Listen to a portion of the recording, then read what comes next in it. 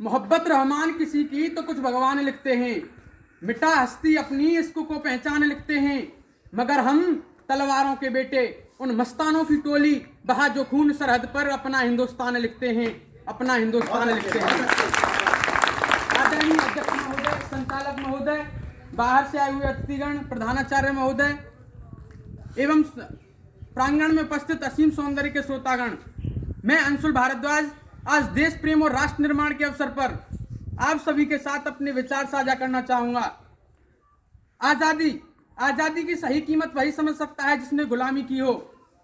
हम बड़े सौभाग्यशाली हैं जो हमने स्वतंत्र भारत में जन्म लिया है। यूं तो आजादी की लौ सन 1857 ईस्वी में ही जल चुकी थी, जो वर्षाल बनकर 1947 ईस्वी में हमें प्राप्त हुई। मैं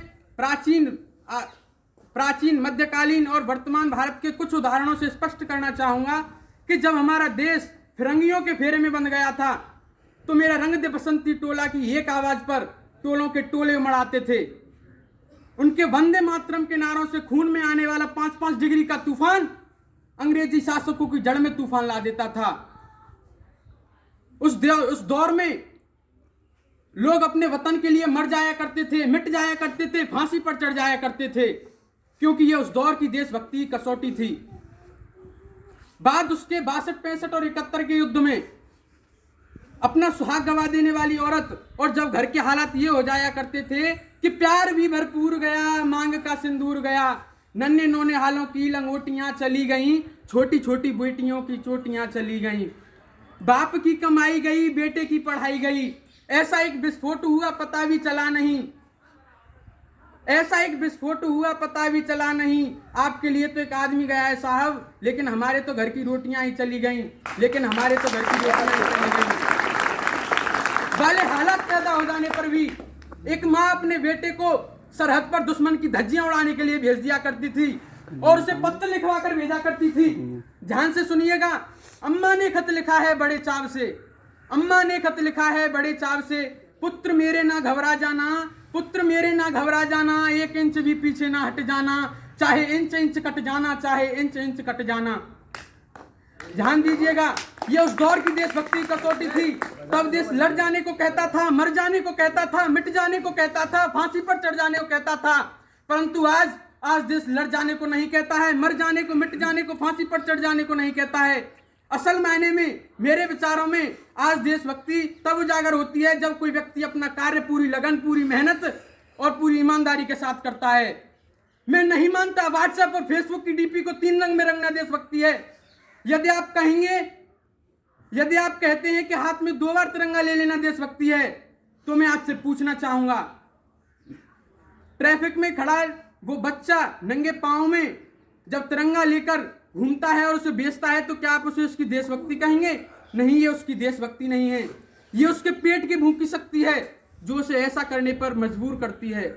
क्योंकि न मस्जिद को जानते हैं, न शिवालयों को जानते हैं, न मस्जिद को जानते हैं, न शिवालयों को जानते हैं। जो पेट के भूखे होते हैं ना साहब, वो भोजन के निवालों को जानते हैं, वो भोजन के निवालों को जानते हैं। सही राष्ट्र प्रेम देशभक्ति क्या है? अपने राष्ट्र, अपनी समाज, अपने परिवार, अपने देश के लिए समर्पण का भाव है देशभक्ति। और हर देशद्रोही के जीवन में आने वाला तूफान है देशभक्ति, ताकि हर देशद्रोही ये समझ सके कि अगर तू परिंदा है तो ये आसमान तेरा है, अगर तू दरिंदा है तो ये शमशान तेरा है, भाईचारे से रहना है तो रह इस जमीन पे, वरना ये कब्र भी तेरी और कब्रिस्तान तेरा है, ये कब्र भी तेरी और कब्रिस्तान तेरा है। ध्यान दीजिएगा, कहा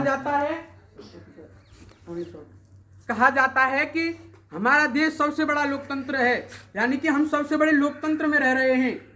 यहाँ हिंदू पैदा होते हैं या मुसलमान पैदा होते हैं या सिख ईसाई पैदा होते हैं, परंतु बदकिस्मती इस चीज की आज यहाँ इंसान पैदा नहीं होते हैं। जरा सोच कर देखिए, ये पेड़, ये पौधे, ये पत्ते, ये पेड़, ये पौधे, ये पत्ते, ये शाखाएं भी परेशान हो जाएं अगर परिंदे भी हिंदू और मुसलमान हो जाएं, अगर परिंदे भी हिंदू और मुसलमान हो जाएं। देखिए, ध्यान दीजिए, न हिंदू की जरूरत है न मुसलमान की जरूरत है। मेरे विचारों को समझिए, न हिंदू की जरूरत है न मुसलमान की जरूरत है। राष्ट्र निर्माण के लिए सिर्फ एक अच्छे इंसान की जरूरत है, सिर्फ एक अच्छे इंसान की जरूरत है। कोई कहता है कि हिंदू खतरे में है तो कोई कहता है मुसलमान खतरे में है, कोई कहता है हिंदू खतरे में है तो कोई कहता है मुसलमान खतरे में है। धर्म का चश्मा अपनी आंखों से उतार कर देखो साहब, हमारा हिंदुस्तान खतरे में है, हमारा हिंदुस्तान खतरे में है। इस देश का राष्ट्र निर्माण तब संभव होगा जब यहाँ पर औरतों की पूजा नहीं, महिलाओं की पूजा नहीं, जब उनकी इज्जत होगी। राष्ट्र निर्माण तब संभव होगा जब स्वच्छ भारत में सरकार नहीं, राह चलता प्रत्येक नागरिक हाथ बटाएगा, स्वच्छ भारत व स्वस्थ भारत को दिल से अपनाएगा।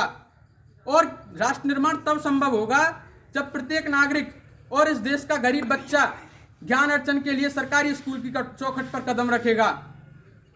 असल मायने में राष्ट्र निर्माण तब संभव होगा, मैं पूरी जिम्मेदारी के साथ कहता हूं कि राष्ट्र निर्माण तब संभव होगा जब मैं, हम और आप सब मिलकर अपने राष्ट्र निर्माण के लिए कार्य करेंगे।